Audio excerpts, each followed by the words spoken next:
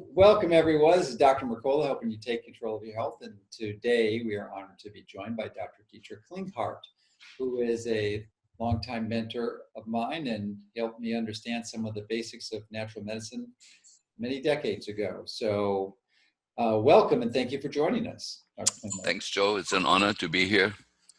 So for those who don't know who you are, maybe you can give a brief history of your training, and then we'll go to some other. All right. Well, went to medical school in Germany. I'm actually born in Berlin. I'm a real Berliner. And then went to medical school. And after medical school for 3 years, I worked on a thesis, which at the time I wasn't sure, but it actually became very important because the subject was how the autonomic nervous system communicates with the immune system. At the time, nobody wanted to take that on, and so I got an award for it. And so, you know, when other people do residency, I did a residency in surgery, but only for 2 years. And then normal residency is like 8 years or something, something crazy, 6 or 8 years, right? Yeah.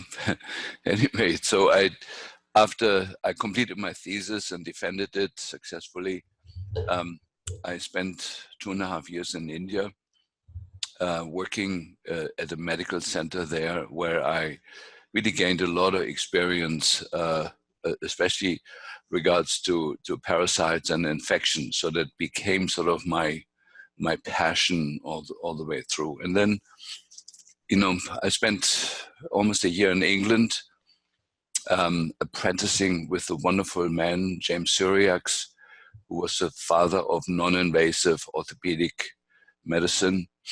The prolotherapy he had pioneered, and the many injection techniques and many manipulative techniques. And so that became part of my arsenal of things. And then I moved to the US and passed my exams, and I've been here almost 40 years, I think 30, I haven't counted, 35 years. Well, you split your time. You're not exclusively in the US, you're also in Germany and London? Yeah, the last few years, I also practiced in England and Switzerland. I have a license in Switzerland where I started seeing patients. We managed, this is, I think, interesting, my group that I'm sort of involved with or supervising, we managed to change the constitution in Switzerland, where alternative medicine becomes the birthright of every Swiss citizen and cannot be denied by any authority to speak of. And that includes homeopathy, neurotherapy, acupuncture, all the healing techniques, hands-on healing techniques. And so it's the only country on the planet where complementary medicine or alternative medicine is the birthright of every citizen. And so when we managed to do that, I made sure I get a license in Switzerland as a escape place, as possible escape route from the forces that sometimes are very obstructive here. Have you had any recent experiences with the federal regulators in the United States? No, I've sort of have been dodging a few bullets, but not in the recent years. It's been peaceful. And I have to say, the state of Washington has been very generous to me on the different issues that may have come up I'm here in Washington State over 20 years. And so nothing serious has come up. So I'm very happy about that. Great. So you're known for a number of different areas, and people come to see you from all over the world. Most of who have seen a large number of other clinicians before seeing you. Certainly Lyme disease is one of your specialties, and neurodegenerative diseases. And I'm wondering what the current range or the most common diseases that people are currently seeing you for. Well, let's start with toxicity. So I have a very good friend, Dr. Richard Straube, who is the main toxicologist in Germany. And he developed the apheresis as a treatment. It's a blood washing procedure where you filter out the dirt from the blood, and then because the toxins in there are concentrated, you can analyze them with the affordable lab methods. And so using the same toxicology test 10 years ago, he found on average in the population 20 toxins over the threshold of detection. In just 10 years, that number has gone up to over 500, which is a shocking number. And he's actually just about to publish this research. He did the research on 1,200 patients. So it's one of the largest toxicology studies. And of course, the leader in the toxins is aluminum and barium and lithium and strontium. These are the things in the geoengineering mix that sort of rained down on us. And so because of that, and many of these toxins are really specifically mitochondrial toxins. I was always big on detox, but detox now is no longer like a hobby of mine. It's a survival strategy for everybody. And when you and I wrote this beautiful paper almost 20 years ago on how to use natural agents for detox, and those issues have become much, much more prominent. And basically, the old theory has held true. If you contaminate the body with man-made toxins, those are stored not everywhere, but in certain body compartments. They're compartmentalized. And in those body compartments that reach a certain threshold of toxicity, the immune system loses control over the microbes that are in that area. And these become the areas where the microbes are domiciled, whether it's Bartonella or Lyme or Babesia or herpes viruses or so. They're not everywhere at the same time. They're very strictly set up housekeeping in certain body compartments. And so, and there cannot be distinguished between the toxicity and the infections. That they go together. It's a package deal. And we, recently, since 20 years, I've been harping on Lyme disease and developed treatments that do not involve antibiotics, because that is an absolute mistake to treat Lyme with antibiotics. That I would exempt the fresh tick bite. There is a place for antibiotics, but for chronic Lyme disease, there's absolutely no place for treating with antibiotics. We know too much about the microbiome now and how sensitive the structures are in us. And so the latest development in the last 2 years have been, my work with Judy Mikovits, who she was part of our think tank, that we had way back in 2006, 2007, and tried to alert us then at the fact that we all embedded in our DNA are retroviruses, and that certain environmental conditions disable our mechanisms to silence those viruses, and they've become active. And really in the last 10 years, all hell has broken loose with that. Retroviruses, the most well-known one is HIV, but there's hundreds of others, and they're all, most of them are immunosuppressive, or I'd like to prefer the term immunodisturbing. So some aspects of the immune system are upregulated, others are downregulated, and that makes us hugely vulnerable for Lyme spirochetes, for mycoplasma, for Bartonella.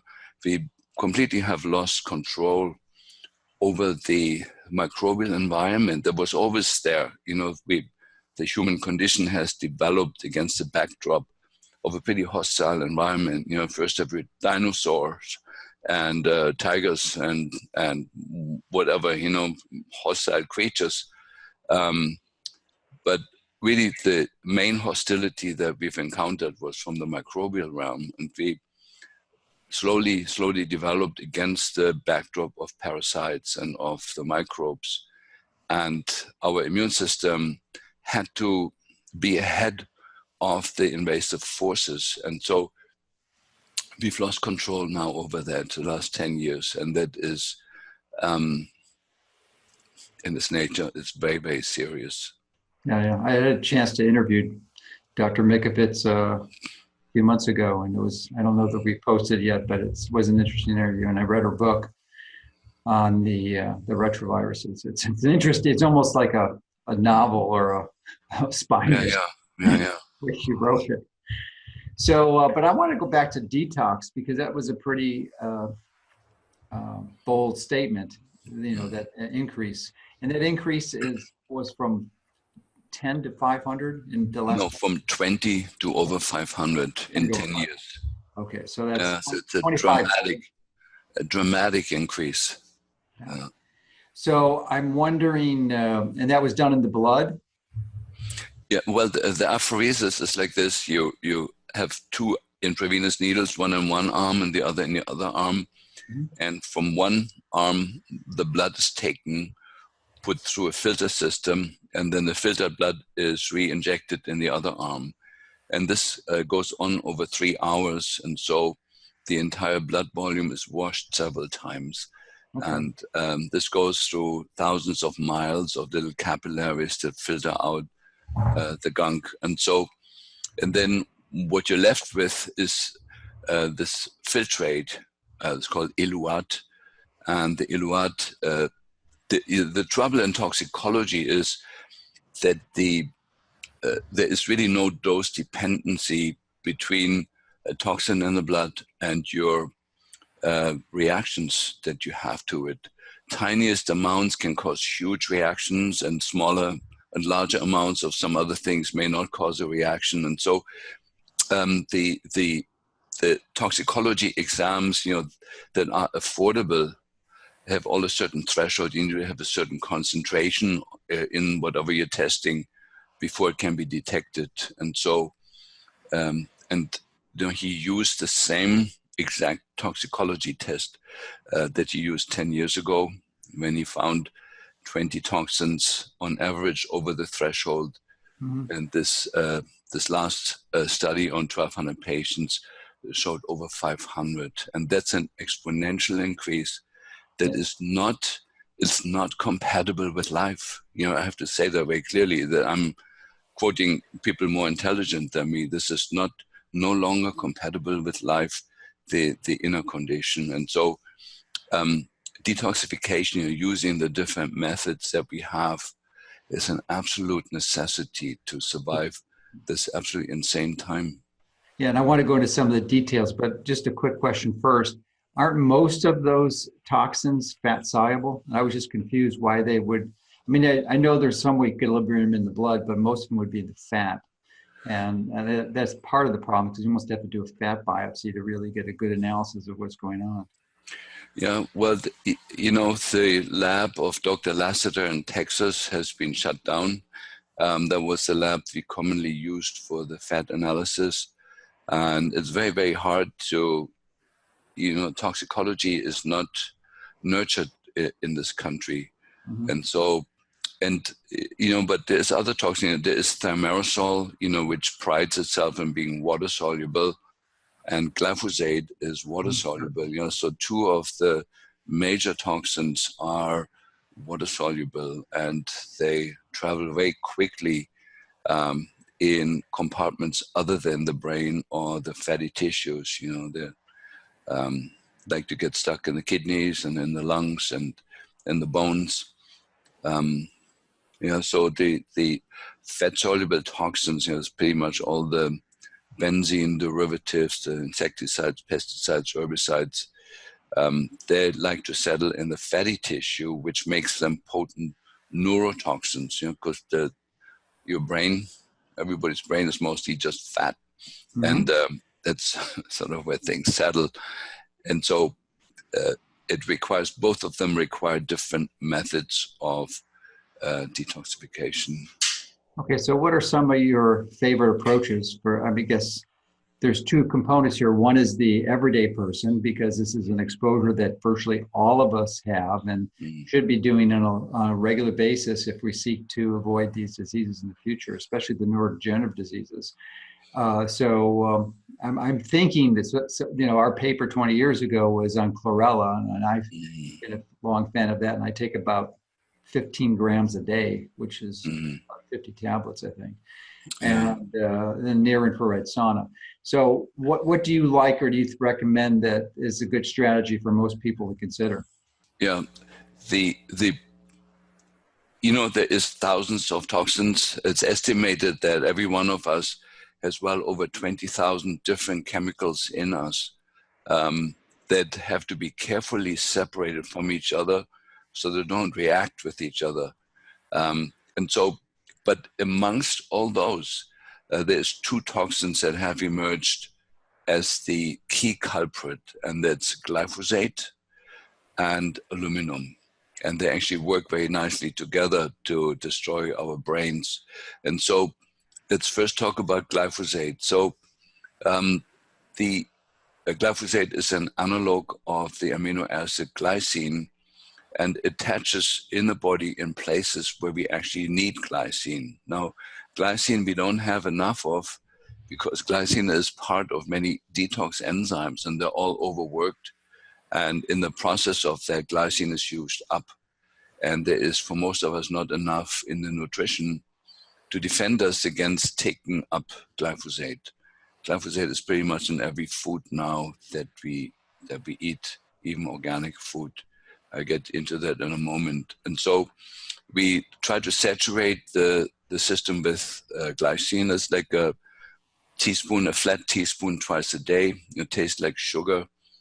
That's And a it's very lot of well. glycine. A teaspoon? Yeah, yeah, I yeah, take, I take a half a tea. No, I think, yeah. No, I take an eighth of a teaspoon twice a day, but yeah, yeah. So, and but that's what like you, a gram. yeah, but what you will see if you take the larger amount, immediately the glyphosate in the urine goes up. Yeah, that's what we want. We want Really? the glyphosate in the urine. We don't want it in your brain. Yeah, so, yeah. so at least for a while, we use high doses of glycine. There's no issues with it. There's no problems with it. And the other one that has been published is admittedly only a chicken study that shows that humic acid and fulvic acid can completely clean up the organ systems of a chicken. So, chicken feed is full of glyphosate, and so chicken absorb glyphosate, and it travels to the brain, to the liver, to the bones, to pretty much every organ system.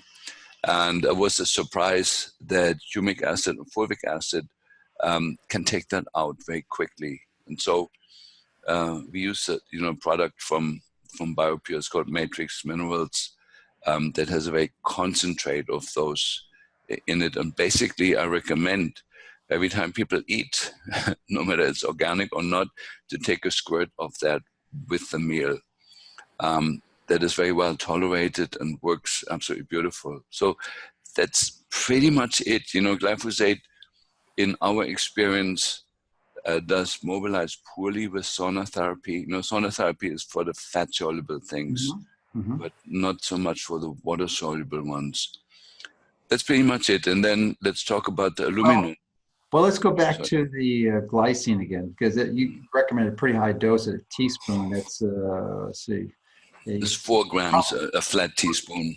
I thought it might be more than that. But anyway, so 4 grams. How long do you recommend that dose? Certainly not indefinitely. Well, really, it depends on what the eating habits were of a person. Okay. If let's kind of go back to that. So in the U.S., the organic food has 80% of the same glyphosate content as non-organic food. That was, as far as I remember, measured with Whole Foods organic food, which may not be a representative, but we have a way also of measuring the geoengineering clouds on the sky. And there's not only aluminum in there and strontium and barium, but there's also glyphosate in there. So it is rained down on us.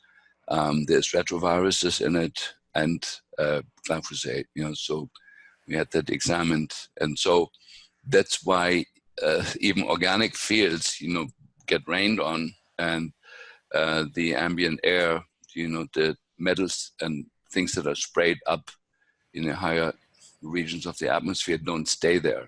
They come down and they settle on the fields and on the bodies of water on the planet.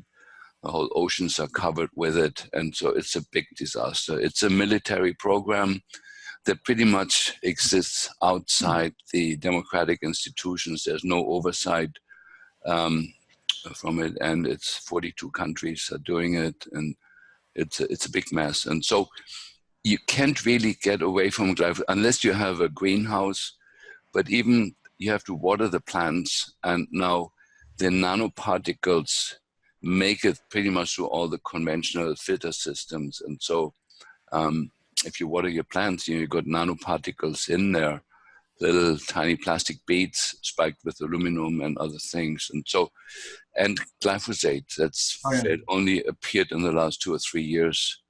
And I just recently reviewed the toxicology report, the water report from my local community, and the number one toxin in there was glyphosate. I mean, by 2 or 3 orders of magnitude. It was crazy. Yeah. So it's kind of shocking, and I'm a great fan of the work of Stephanie Seneff, who has really like single-handedly exposed this particular issue. And even though there is thousands of other toxins, glyphosate really takes the number one position. And I think everybody alive, there was a survey done recently on the health of America, and out of the 50 countries that were surveyed in terms of general health, the US were in position number 49. In spite of your teaching, I know you have had a huge influence on the health of this country, but it's still too small a group, however many million people that may be, but we need more, and the child mortality, the US is in position number 29, behind Mexico and other places that we consider inferior to the US. And so that's entirely been linked to the use of glyphosate. It's sprayed on the fields, and because it's water soluble, it washes down with the rain, gets in the rivers, and gets distributed widely. Oceans are full of it, and it doesn't disintegrate for a very, very long time. So that that's what we do. We do the humic acid, fulvic acid. That's peat extract, basically, from the high moors. Sure. And we do the glycine for a while, and we monitor the urine output of glyphosate, and then when that slows down, in some people it's 2 months, and other people it's 6 months. Then we back off on the glycine and go to a smaller dose of that. Okay, and then the aluminum. Now the aluminum is far more sinister. So aluminum can exist in the body in a 1+ form, 2+, and 3+ form, like iron. And Stephanie Seneff has shown that aluminum, when it gets in the matrix, the extracellular space, completely changes the voltage on the cell walls, the voltage gated channels, and has a profound effect on the microstructure, the microskeleton of our matrix, and basically impairs the receptors that we have on the cell wall, hormone receptors, neurotransmitter receptors, and whatever else we have, insulin receptors. They all get messed up by aluminum. As a really, really strong effect, stronger than any other toxin. And Stephanie Seneff shows that glyphosate is a chelating agent. And so when you have glyphosate in the food, it binds all the trace minerals, and they're no longer available for absorption. So it depletes us of trace minerals. However, there's one exception, and that's aluminum. It works like a shuttle agent for aluminum. So it binds to aluminum, takes the aluminum across the gut wall, into the tissues and distributes it wildly, and distributes it in a chaotic way in the system. The thyroid, the thyroid epidemic that we're witnessing, where everyone is hypothyroid, that's glyphosate in the thyroid. The leaky gut is the glyphosate in the food, but paired with aluminum. So aluminum, unfortunately, or aluminium, as we say in England or Germany, aluminium, unfortunately, as being a metal, has a affinity for nervous system. So it ends up in the brain, it ends up in the spinal cord, in the enteric nervous system of the gut, and it blocks a lot of healthy, vital functions in our system. And to get to get aluminium out of the system is a little bit of an art. So Chris Exley, he is the main aluminum researcher in England, who is a friend of mine. He has found that silica is the main ingredient that you need. You need to increase your silica intake. Now, he's, in my opinion, a bit misguided, because he thinks just drinking Volvic water will do it. Well, Volvic water in the US, as we have it, is in plastic bottles.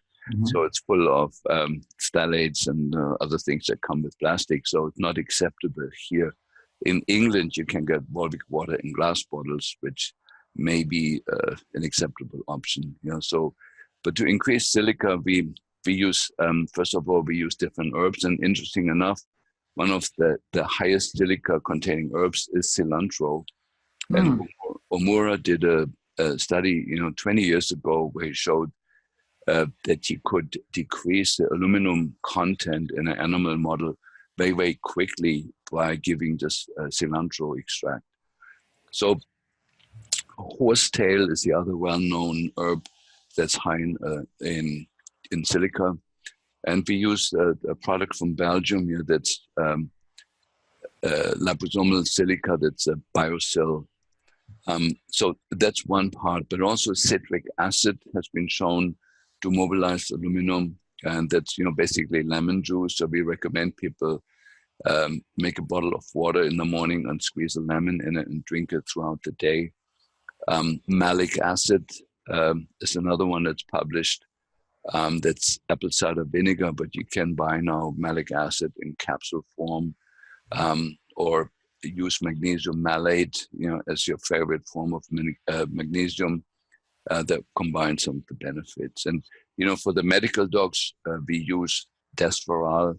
It's an injectable that's injected once a week subcutaneously. It's an excellent detoxer. However, there's some questions whether it crosses the blood-brain barrier or not. Silica does, but Desferal probably not. But you can debulk the aluminum in the body with the once a week injection. So those are, sort of my top of the list 2 things. And the rest then is the fat-solubles, which really mobilize. Before we jump to the fat-soluble, just let's finish up on aluminum, because that is an important one. So when you're supplying the body with silica, either horsetail, cilantro, or biocell, and it takes it out of the tissues, is it in equilibrium with the brain, or do you need a special transport to remove it out of the brain? Because that's where a lot of the problem. Well, the biocell is liposomal, so okay, so that gets certainly it crosses the blood-brain barrier, and we see remarkable improvements over time in brain function when we do it. By the way, I forgot to mention, but there's long been known that when you do a metallurgic exam on various cancers, especially breast cancer, or it's always full with mercury and aluminum, and they both have a devastating synergistic effect.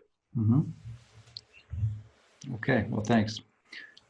So maybe the sources here. So the main source of aluminium is the ambient air, right above us, but it makes it in every body of water. And for example, in Germany, there was Angela Merkel ordered that about 5-6 years ago, that all the water stations had to update their filtration equipment so it can take nanonized aluminum out. This is very, very well known in the water science that we have a problem with that, and it's kind of forbidden to talk about where the aluminum comes from, but every air report, is like hundreds of times more than it should be, and every water report then is hundreds of times more. However, maybe also to say this, in the US, we do not have a lab that can demonstrate the nanonized aluminum. So nanonized aluminum is in very, very small amounts, very, very toxic, but it's below the threshold that is given to the labs where they can report it. And so we use the oligoscan, you probably know that one, consistently demonstrates the high levels of aluminum in our patients. Will you be able to use a RO filter, or you require distillation to remove the nanonized aluminum from the water?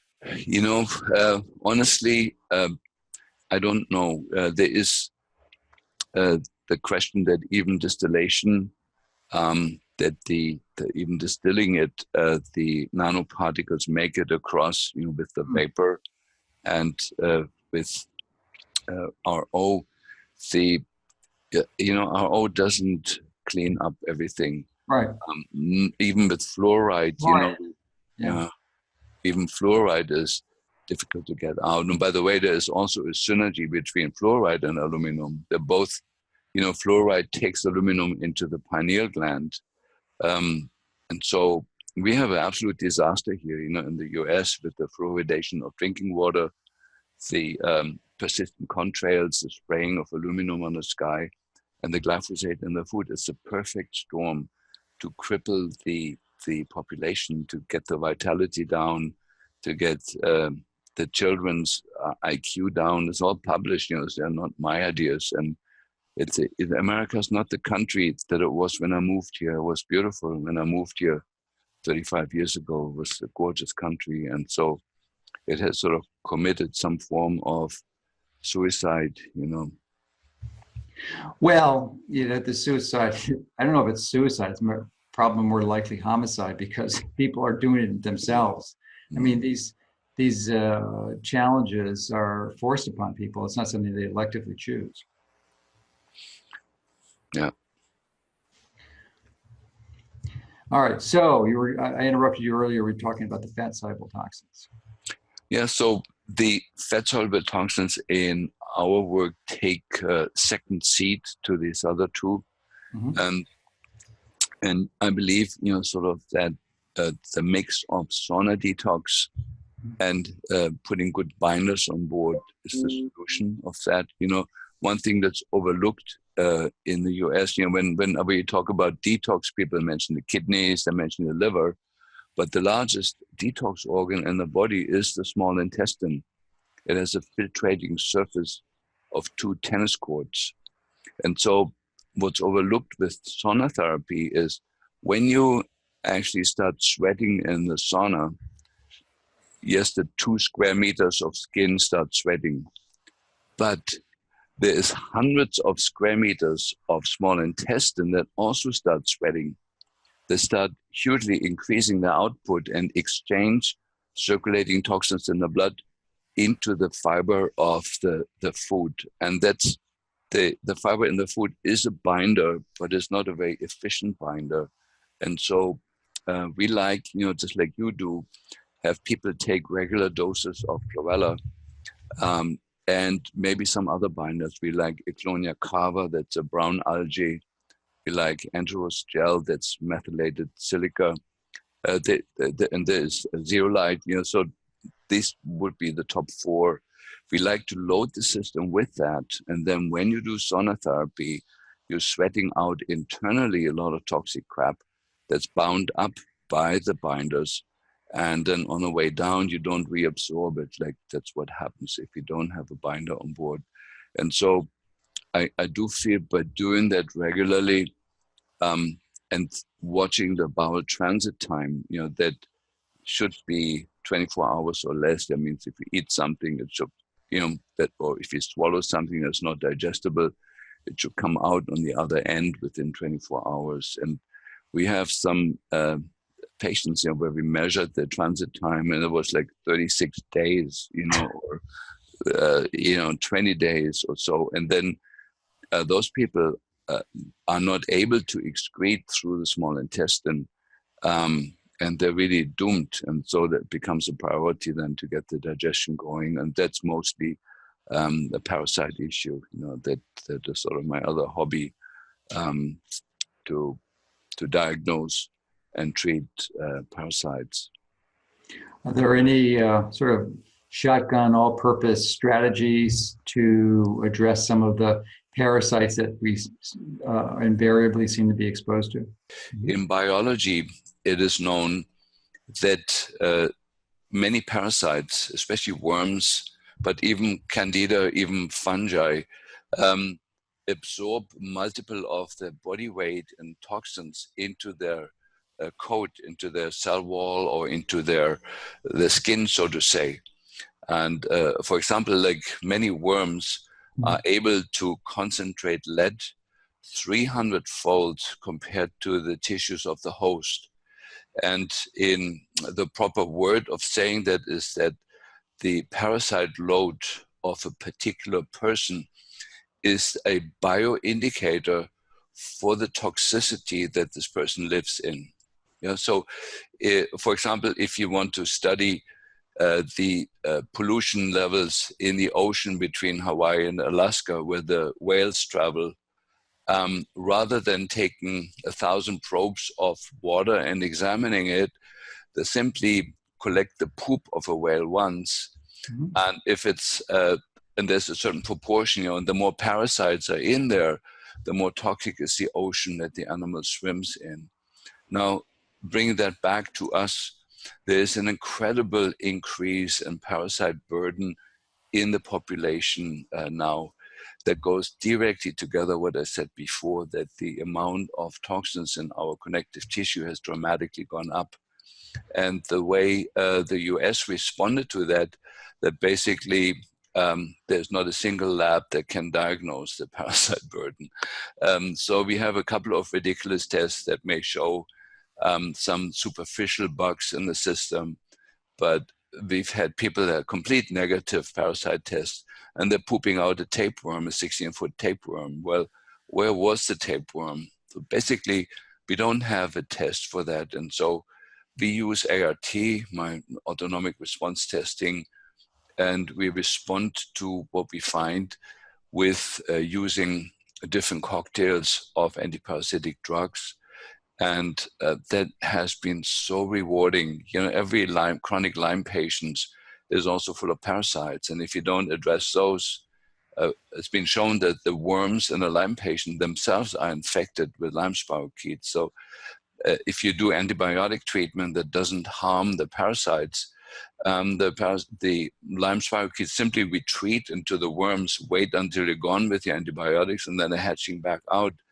So the teaching is to treat from large to small. So in a chronically ill patient, always assume that there's parasites, treat them, and then kind of slowly go down. So in terms of treatment, the understanding that parasites are loaded with toxic metals and other toxins, you do not want to explode the parasites in the liver or in the brain or wherever they have strayed. You want to seduce them to leave those tissues and come into the gut where they can be safely expelled. And so we work with the Gubarev protocols. These are enema protocols developed by a Russian scientist to start with. And then when there is no more stuff coming out, then we switch to the oral agents. And for the lay people, we recommend the ozonated plant oils from BioPure. There's a rhizole kappa and rhizole gamma. They're designed as wonderful, powerful antiparasitic treatments that have enormous properties. Now, one word for the medical drugs that I think is important, that recently there's an incredible increase in literature that shows that pretty much every medical antiparasitic can also be used for treating cancer. And I give you an example of that. You know, albendazole used to, a monthly treatment used to cost $80. Then the articles came out of cancer healings from it. Now it's $24,000 a month. Went from $80 to $24,000. Supply and demand. Welcome to America. You know, so it's there's some shocking developments, but we use the antiparasitic drugs for the multi-purpose drugs. You know, it happens to be that the internal pathways of a cancer cell are very similar to the pathways of the parasite.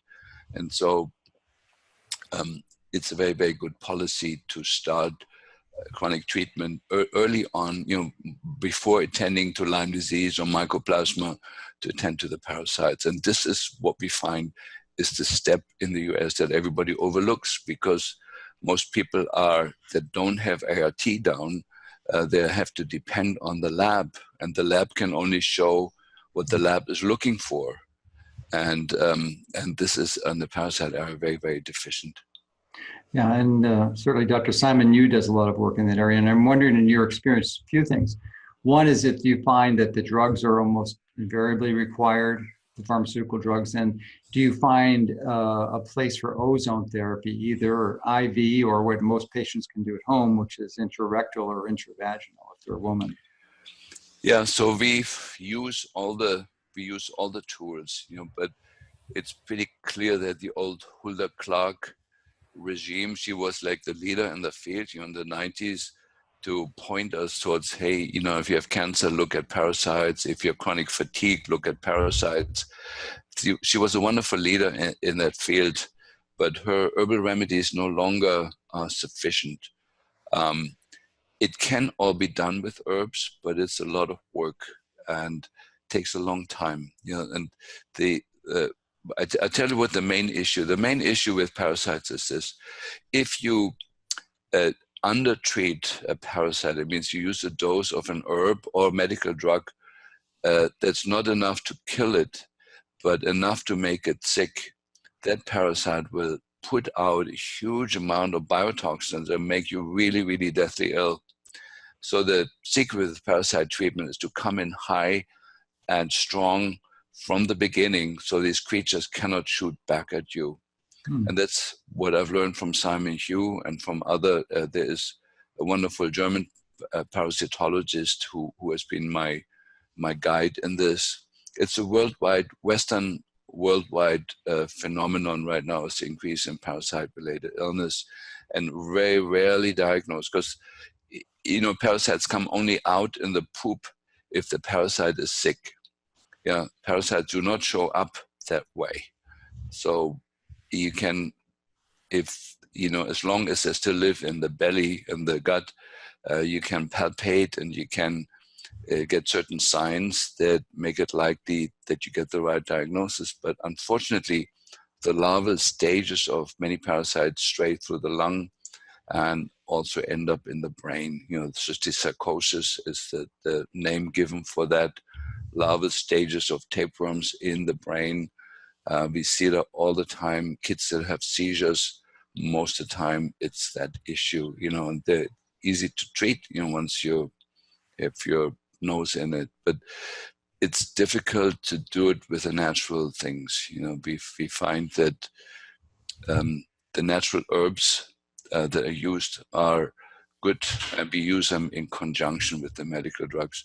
Now, in terms of ozone therapy, of course, we use ozone left and right, and we actually prefer rectal ozone to the injection. And we have a lot of our patients buy an inexpensive ozone machine and do rectal ozone every day. I tell you why that is a phenomenal, effective thing. When I worked in India, I worked with the leading parasitologist in India, and we did a study. where we had a rating scale of how ill people were. It went from 0 to 100. There were 600 questions people had to fill out, plus some lab work, and so every one of our patients was rated on the scale from 0 to 100. And then we did what's called the colonic count. That means we counted. We just used the same test that you use for counting white blood cells in the blood smear. We did that with the poop of patients, and we did what's called internationally the colonic count of anaerobes. So, and there was a linear relationship. The more anaerobes there were in the poop, the sicker the person was. And now the treatment that we came up with at the time, well, we said, why not put oxygen up there? So we didn't have ozone available, so we just pumped oxygen up the rear end, and it was very, very successful as a strategy to get people out of chronic illness. And so, and so I prefer that compared to the IV ozone, and I'll let you know why. So there's some studies that were done in Germany. When you inject ozone into the vein, it's only 10 inches up detectable. And beyond that, it falls apart to oxygen. And so any of the effects that we assign to ozone therapy intravenously are rarely caused by the ozone, it's caused by the oxygen. And there is a German piece of equipment that simply bubbles oxygen into the veins, and that has better results than the ozone therapy. Now, I like ozone therapy in trigger points. I like it in joints. It's fantastic as anti-infectious agent, especially for anaerobic bugs, but it really has no effect on parasites. And dental infections too. Dental infection, fantastic, to inject it around the jaw and to clean out the extraction sites, with ozone. Has a fantastic, it also increases blood flow. And when you inject it locally, some of the great successes with that seem to be linked more to the increased blood flow than the antimicrobial properties. And you probably know, one of the key secrets in ozone therapy is when you inject ozone anywhere in the body, IV or in trigger points or wherever you put it, it elicits an antioxidative response by the body. So when your genes have been asleep, to create enough antioxidants, enough glutathione, enough melatonin, you just inject ozone in the area, it wakes up. It's like an epigenetic influence that flips some switches, and your body starts creating more antioxidants. So paradoxically, ozone is a strong pro-oxidant, but the healing response for many of its applications is actually antioxidative. There's a lot of research on that. As far as I know, most of it is German, but there is, increasingly use of this. So in Germany, it's been used since the turn of the last century, since the early 1900s, with a huge body of literature in German. And so now we have, fortunately, slowly things are changing, and we get more literature in English on that. All right, so a few follow-up questions on that. The dose, first of all, for the people who are doing it at home, is it like 30 seconds or so that it's in the rectum and then you remove it? Because you can't overdose on this. And we use Longevity. That's a company in Vancouver, and they make these special plastic bags. Regular plastic bags melt with ozone. So you fill this plastic bag, and it's got a nozzle on it. You put it up the anus and then squeeze the bag in, and that's it. You pull it right out. Pull the nozzle out, and the amount of ozone is very well tolerated. It doesn't trigger people having to poop. So it's then absorbed in the next few minutes or 15, 20 minutes through the portal veins and the lymphatics and disappears into the system. But, one of the precious things it does, it decreases the anaerobic count and creates an advantage for the aerobic bugs, which are the ones that, create butyrate and some of the other pressure B vitamins and other, there's a whole manufacturing pharmaceutical company in your colon. And, and that's tilted in your favor if you put ozone up there. So aside from improving the antioxidant or decreasing oxidative stress through that mechanism, you're also going to optimize your microbiome through this. Absolutely, yes. Good strategy. Well, thank you for that. And we've discussed this in a previous podcast where you had highlighted the information about EMF and recommended it universally for everyone and expose some of the dangers that are coming, especially with 5G and the ones that are existing now. So I'm wondering how you just comment briefly on the integration of the EMF strategies into the parasites, and the detox mechanism you talked about earlier. So one thing that's often overlooked, my friend Marco Ruggiero published on this, that actually the Wi-Fi damages the microbiome in us far more than it damages our own cells.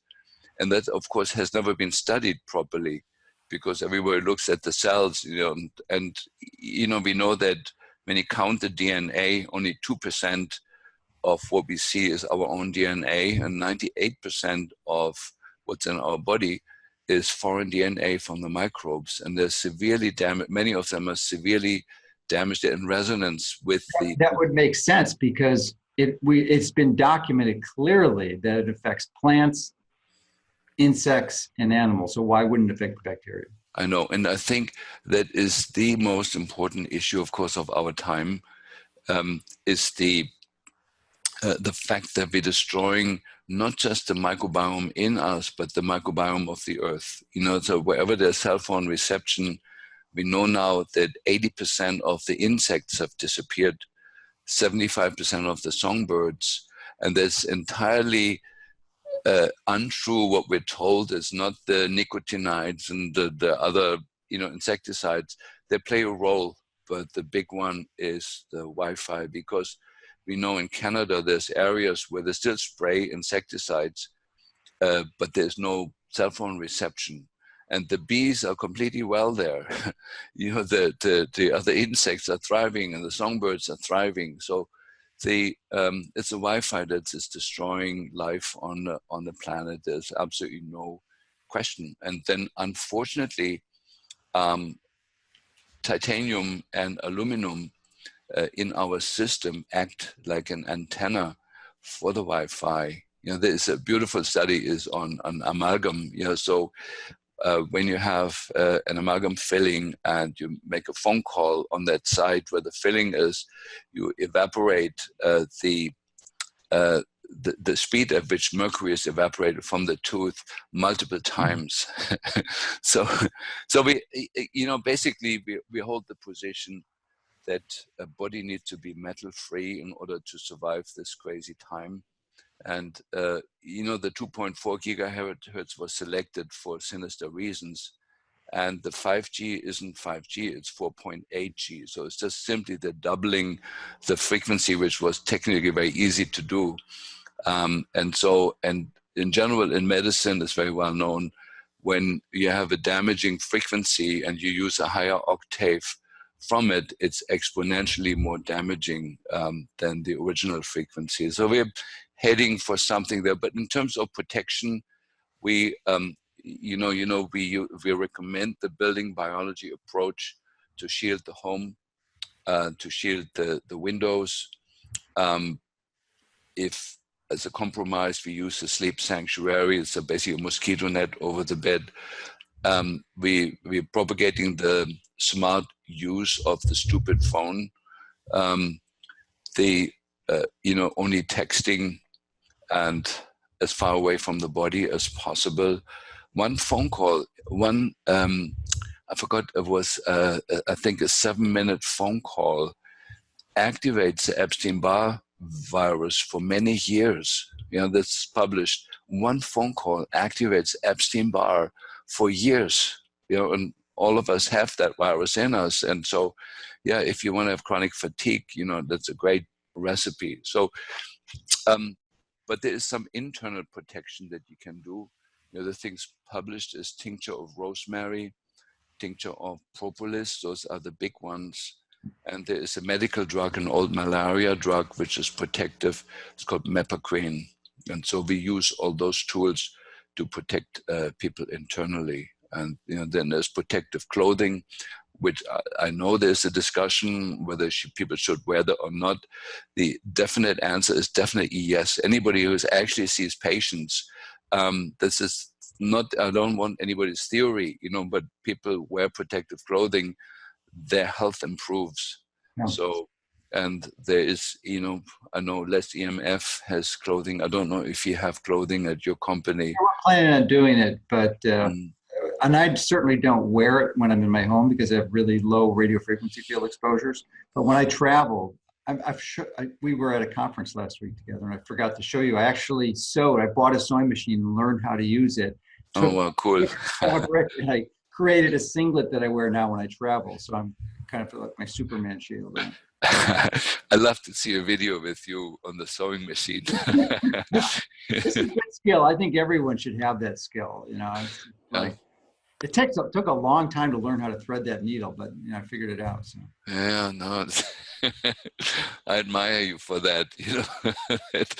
That you never stop short of doing the right thing. Yeah. So, but just one point on the shielding, though, that typically works for a little below a gigahertz to maybe 8 gigahertz.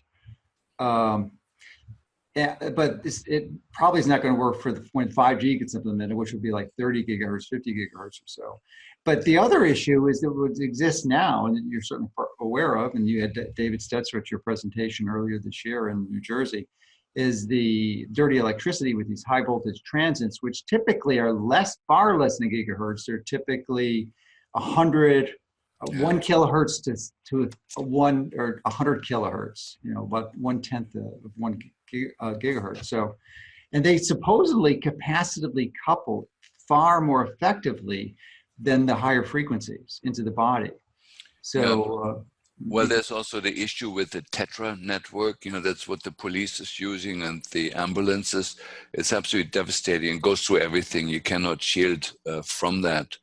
So there's, it's limited, but the damage, is cumulative. So whatever the exposures are in 24 hours, the damage accumulates. And we developed in Switzerland a dosimeter, that I'm going to get you. Oh, that's right. Yeah. Yeah. So where we can actually have people wear this device, and you can plug it at the evening, before you go to bed, in the computer, and tells you exactly what you've been exposed to, how long, what network, what frequency. And that's going to be a game changer, because we already know from the primary tests that we did that we can there's a direct linear relationship between the exposure, the cumulative exposure to man-made radiation and chronic illness. There's a direct linear relationship. The more you're exposed to, the more ill you are. And so, and this is, has to be modified when people are metal toxic. They concentrate radiation in them, and then it goes up exponentially. But in general, this is overlooked at how much chronic illness is directly outcome of that. And then, I mentioned before, if you put aluminum in the equation, and the fuel that airplanes are using is still leaded, so the lead doesn't stay up there. It comes down. And so we all have daily exposures, of aluminum and that settles in the tissues and makes us a living antenna for Wi-Fi and Tetra and the ambient electromagnetic fields and electric fields and the dirty electricity. And so this strategy should be this, and I know you're working on a book to give people guidance. Mm-hmm. And I think that's the most important book ever written, where people learn how to minimize their exposures without giving up their life. That's the challenge because of the convenience. The people are swapping convenience for health issues that they don't anticipate will affect them. They'll somehow escape it because for whatever reason. They're just deluded belief, but No. that's what they believe. Most people, and I was in that camp for the most part until you catalyzed my consciousness No. into appreciating this at a deeper level. So thanks. Yeah, we learned that from the autistic kids, just to say that, we have two groups of autistic kids. We got the ones that get well and the ones that don't. And the ones that get well are the ones where the parents take my guidance and shield, and it's just as clear like day and night. And it's shocking that there's not more known, and the obstacle in that, the group that doesn't do it is usually the husband who is the obstacle, that says, well, I'd rather have my kid die than giving up the wireless connection, that's basically, so it comes down to that. Yeah, just the inability to believe that is, I mean, I don't believe they're consciously making that choice. They just don't suspect that it's true, and they're not going to be bothered. Yeah. But that's going to be up to you as an educator to get that point across, and I know you will manage. That's nobody else has managed to get the point across. The challenge is quite substantial, largely as a result of the telecommunications industry, which is far more powerful than big pharma and big food combined, which is not really fully appreciated. So they've controlled these federal regulatory agencies, the scientists, the media, and it's a real effective strategy. There was this book that reviewed it, and I forgot the name of the book, but it was an old book. It was out about 7-8 years ago. They actually have a movie on Amazon Prime where they reviewed the tobacco strategies and the same ones that is a telecommunications service. Essentially merchandising doubt or creating doubt, I think is in the title. So essentially that's the first step, is to create doubt in people's mind.